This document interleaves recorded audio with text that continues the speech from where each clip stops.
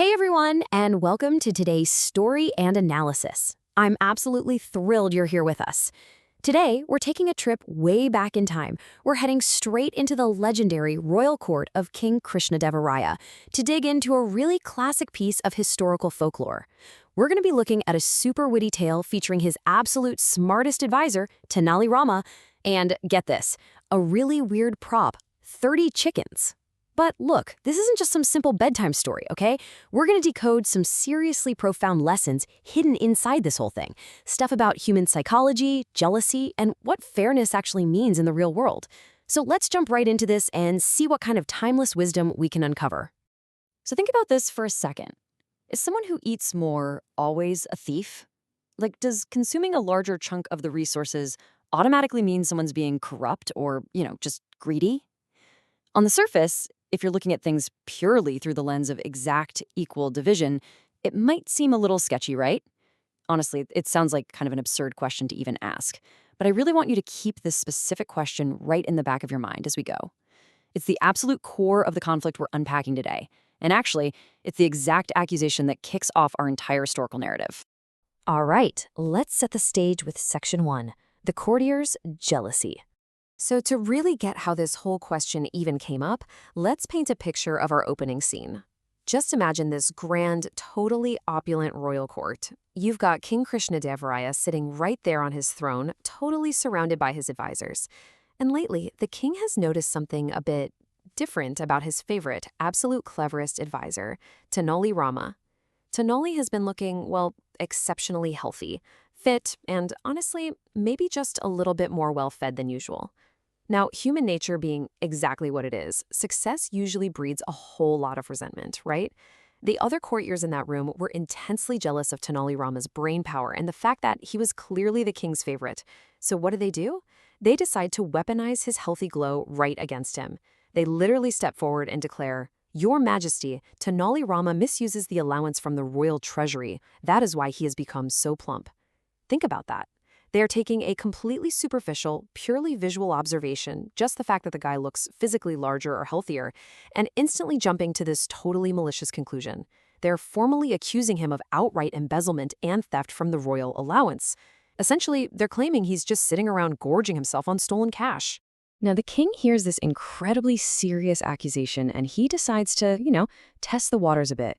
He turns over to Tenali Rama and, in this kind of playful, almost teasing tone, confronts him. He said something like, "Tenali, it seems you eat a whole lot more than the others." Now pause right here, because this is the make or break moment. Most people, if you were accused of stealing right in front of your boss, you'd probably panic, right? You'd get super defensive, maybe angry, or just start rambling off these long-winded excuses. But Tenali Rama, his brain just doesn't work like that. He instantly spots the hidden trap these jealous courtiers have set up to publicly humiliate him. He knows that just arguing back and forth isn't going to cut it. He has to prove his innocence both visually and logically, right on the spot. Which leads us perfectly into the next part, the 30 chickens example. Okay, so cut to the very next day. The royal court is all assembled again. Those jealous courtiers are just waiting on the edge of their seats, probably expecting Tenali to drag in giant ledger books or a bunch of witnesses to try and clear his name. But nope. Instead, Tenali Rama strolls right through those grand, heavy doors, carrying a super unconventional prop. He walks straight up to the king, lugging this massive, incredibly noisy basket stuffed entirely with live chickens. Just imagine the sheer confusion in that room. Tenali casually sets the basket down and kicks off his defense with a really simple mathematical premise. He looks at the king and says, "Your Majesty, I have exactly 30 chickens here in this basket." He then goes on to explain his daily feeding routine for them. He states that every single day, without fail, he provides exactly 30 handfuls of grain to feed this specific flock. So if you're keeping track on paper, we have 30 chickens and 30 handfuls of grain. It seems like a perfectly balanced 1-to-1 ratio, right? Everyone gets one handful.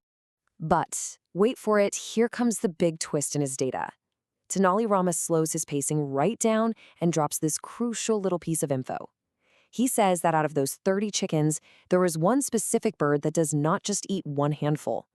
This single solitary chicken, he points out, eats exactly 5 handfuls of grain entirely by herself every single day. Visually, just picture that disproportion for a second. You have one member of the group consuming literally 5 times the expected average. The courtiers are probably smirking at this point, thinking, ha, Tenali's literally just proving our point about greed for us. But then, Tenali pauses. He just lets that hang in the air for dramatic effect. He looks directly at the king, points right at that specific hungry chicken, and asks the ultimate trap question. Does this mean she is stealing? Oh, it's an absolute masterstroke. I mean, it's brilliant.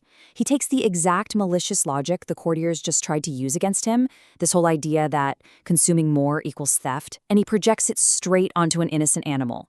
He literally forces the king and the entire court to actively evaluate the logic of that accusation, but in a completely neutral, completely different context. And the king, being the wise ruler that he is, doesn't even really have to think too hard about this one. He gives this very authoritative, highly sensible response. He says, well, no, of course not. It simply means that her need and her capacity are much higher than the rest of the flock. Boom. The king completely shuts down the idea that consuming a larger share of the grain makes that chicken a thief. He hits the nail right on the head, identifying that her consumption is tied directly to her biological need and her physical capacity. It has absolutely nothing to do with morality or greed. And that brings us to the climax. Tenali's brilliant answer. The exact second the king utters those words, officially identifying need and capacity as the real drivers of consumption, Tenali Rama just smiles. The trap springs completely shut. With just incredible elegance, Tenali masterfully takes the king's own ruling about those chickens and connects it directly back to his own physical health and those nasty accusations from the courtiers. He basically sets up these two totally competing mindsets for everyone to look at. On one side, you've got the courtier's logic. It's this super shallow equation where, basically, more food equals stealing. But on the flip side, you have the king's logic, which Tenali happily adopts. More food equals higher capacity and more work. Tenali just looks at the king and explains, Your Majesty, just like that chicken, if I think more than the others, if I work harder, and if I expend significantly more mental and physical energy trying to solve all this kingdom's problems, well then naturally my food intake is going to be slightly higher. It absolutely does not mean I am stealing. You can imagine the impact in that room. It is immediate. The king instantly realizes that the courtier's complaint wasn't just mean-spirited, it was completely baseless and fundamentally intellectually flawed. Those jealous advisors, the guys who thought they had laid the perfect trap, they are left completely silenced and just totally embarrassed. Meanwhile, the rest of the entire royal court practically bursts into laughter. They're just marveling at how Tenali Rama managed to use a literal basket of chickens to completely dismantle a super serious accusation of treason and embezzlement. All right, moving on to the final part, our lesson from the story. Now, let's zoom out for a minute here, because stories like this, they aren't just preserved throughout history purely because they're funny. They survive because they pack some really deep, incredibly applicable wisdom. So as we shift gears, I want us to look at what this narrative from King Krishnadevaraya's court actually means for us right now, today. Like, what is the actual practical, analytical framework we can pull from Tenali Rama's defense? Well, the absolutely crucial point here is this overarching principle. Do not jump to conclusions without knowing the full truth. The main danger highlighted in this story is that toxic mindset of the courtiers.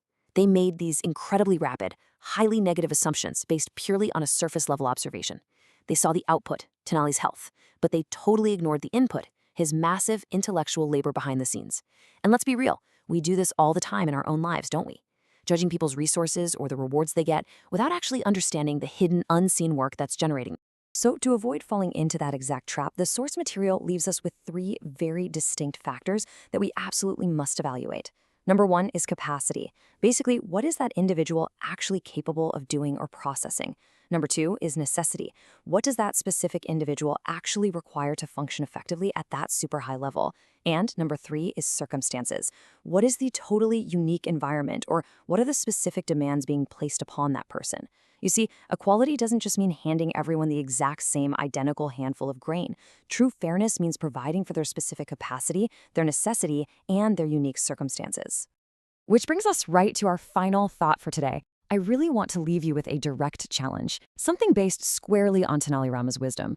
The next time you're about to draw a conclusion about someone, maybe based on what they have or what they seem to consume, will you just pause for a second and look at their capacity? Will you take a moment to look at the unseen energy they might be expending? Honestly, it's a super powerful shift in perspective, one that completely replaces jealousy with real understanding. Thank you so much for hanging out and unpacking this totally fascinating piece of history with me today. Keep learning, keep questioning, and I'll catch you next time.